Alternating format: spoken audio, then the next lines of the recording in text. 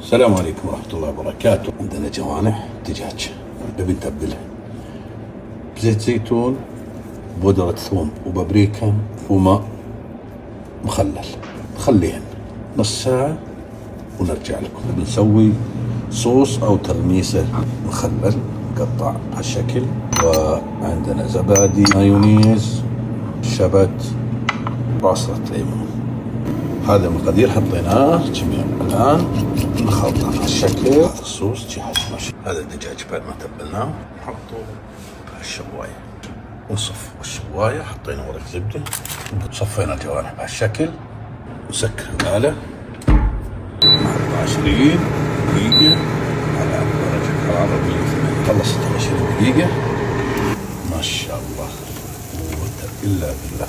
وهذه جوانح دجاج جاهزة. هذا الصوص